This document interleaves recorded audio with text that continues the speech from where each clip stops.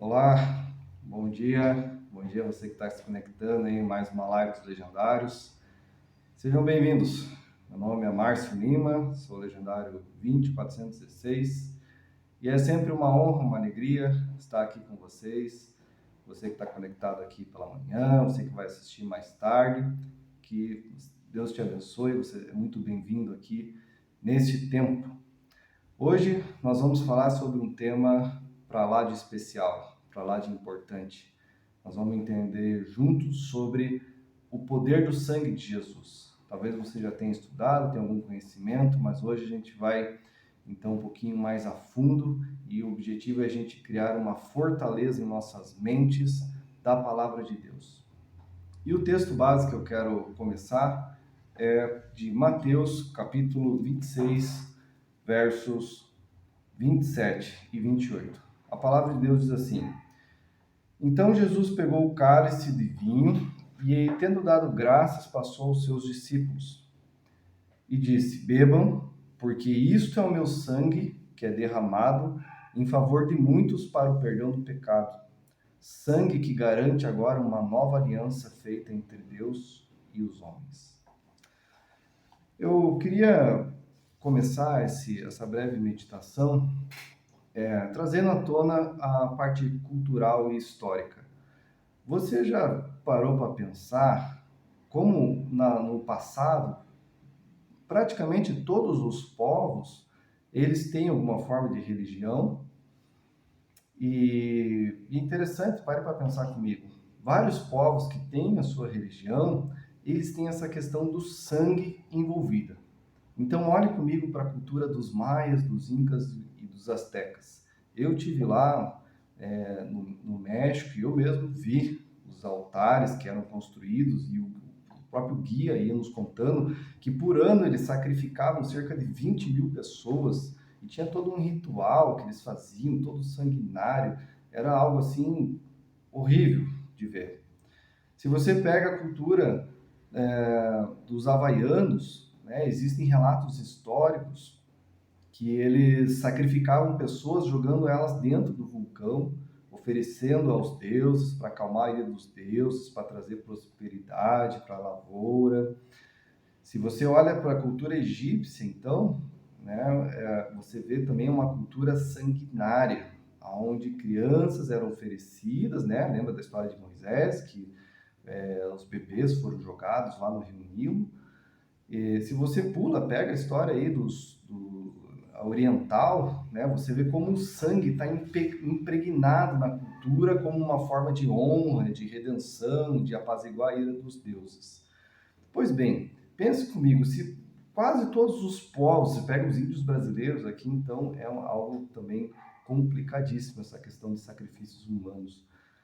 Se o sangue está tão interligado no coração do homem, pense comigo, da onde vem essa ideia de que o sangue traz a paz, de que o sangue traz a prosperidade, de que o sangue traz a honra? Aonde que isso vem do coração do homem? Qual que é a origem disso? Pois bem, quando eu olho para a Bíblia, para a palavra de Deus, eu encontro respostas. Gênesis capítulo 3, ali a origem da criação do homem. Quando o homem peca, então, que ele come o fruto da árvore, ele tenta se esconder, fazendo folhas de figueira, roupas com folhas de figueira. E aí, até hoje, a gente tem esse hábito, essa coisa dentro de nós, que cada vez que a gente peca, a gente se envergonha e a gente tenta se esconder com coisas que não encobrem o nosso pecado.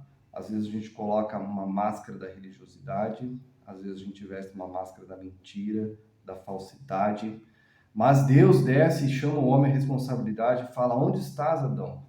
Eu te vi, você está nu, quem te mostrou a tua nudez? E Deus faz um sacrifício de um animal e faz roupas de peles de animal. E ali fica enraizado no coração do homem que para ele esconder o pecado dele, alguém precisa morrer, alguém precisa pagar com sangue. Essa é a consequência do pecado do homem.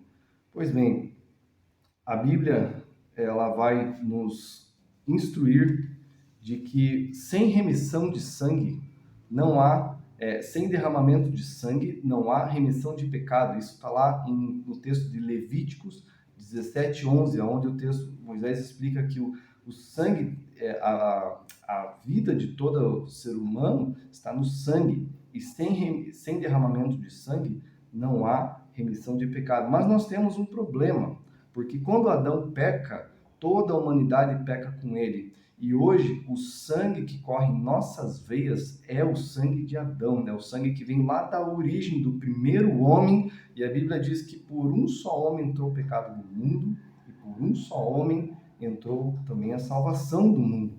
Nós nascemos, então, com este sangue contaminado pelo pecado. A Bíblia diz em Romanos 3, 23, todos pecaram e destituídos estão da glória de Deus. O salmista, no Salmo 51, ele fala, eu nasci em pecado, e desde que eu nasci, eu ando pecando. Todos nós somos assim, nós nascemos mortos espiritualmente, olhando para o texto da Bíblia. E a Bíblia também diz que nós temos um agravante, porque o pecado, ele tem consequência. Romanos 6:23 vai falar assim, o salário do pecado é a morte, mas o dom gratuito de Deus é a vida, e a vida eterna em Cristo Jesus. Nós temos uma situação muito complicada, nós já nascemos assim, desconexos de Deus, mortos espiritualmente. O nosso sangue já é contaminado pelo pecado, e nós estamos sentenciados à morte, à separação eterna de Deus. E qual é a resposta para tudo isso? Qual é a solução para o nosso sangue contaminado pelo pecado? A resposta é uma só, o sangue.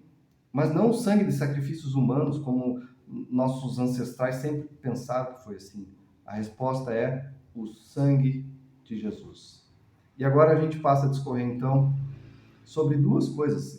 Quando eu estudei aqui, eu levantei 10 coisas que o sangue de Jesus faz por nós, mas eu vou falar só de duas porque o tempo é escasso. Efésios, capítulo 1, versículo 7, é o texto da palavra que vai nos dizer que o sangue de Jesus, então, ele nos dá a redenção. A Bíblia vai falar assim, no verso 6, capítulo 1, verso 6, para louvor e da sua glória, ele nos concedeu gratuitamente em Cristo, no qual temos a redenção pelo seu sangue, a remissão dos nossos pecados. O que é redenção? Redenção nada mais é de que um resgate de alguém que estava sendo oprimido. Ora, a Bíblia diz que nós nascemos mortos, nós nascemos sujeitos à lei do pecado, e agora o sangue de Jesus vem e nos resgata de um opressor. É isso que o sangue de Jesus fez por nós, ele pagou aquela dívida que era contrária, e a gente já entra na segunda coisa que o sangue de Jesus fez por nós, ele nos redimiu, a remissão. O que é remissão? Remissão é o ato de declarar a dívida de alguém quitada. Olha os textos de Colossenses e a gente percebe o que a palavra de Deus fez por nós quando a gente olha para o texto de Colossenses, capítulo 1, versos 13. Vai falar assim, ele, Cristo, nos libertou do poder da escuridão e nos trouxe em segurança para o reino do Filho do seu amor. Ele é quem nos liberta, e é por meio dele que os nossos pecados são perdoados. E para a gente encerrar essa meditação, Colossenses ainda 2, verso 15, vai falar assim, vamos pegar aqui no 13, olha que interessante para fechar essa ideia. Ele vai falando assim, antigamente vocês estavam espiritualmente mortos, por causa do quê? Por causa dos vossos pecados. Mas agora Deus nos ressuscitou com Cristo e Ele nos perdoou de todos os nossos pecados e anulou a nossa dívida, que nos era contrária e nos fazia obedecer à vida pecaminosa. Mas agora isso acabou, pois Cristo pagou a conta cravando na cruz. Meus irmãos, eu quero encerrar esse breve momento, talvez esteja pensando assim, nossa, que legal, sangue de Jesus fez isso, tal. Mas assim como na tua mente, muitas vezes o inimigo vem e diz dentro da sua mente, você precisa desse pecado, você precisa desse vício. Não, você nasceu assim, os seus parentes foram assim, você vai morrer assim. Isso é uma fortaleza que o inimigo cria na sua mente. Você não precisa viver uma vida assim. Cristo já te libertou, Cristo te dá esperança. Você não precisa se sentir perdoado, se sentir amado. Você precisa crer que o sangue de Jesus te liberta, te garante. Você precisa reivindicar essa promessa de Deus na sua vida.